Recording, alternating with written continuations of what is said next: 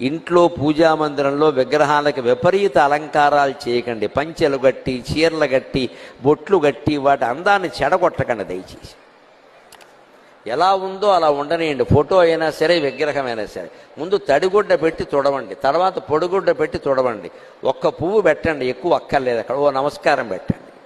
ఆ పువ్వు మీ మనస్సు అమ్మవారి దగ్గర పెట్టారు అంతే లెక్క.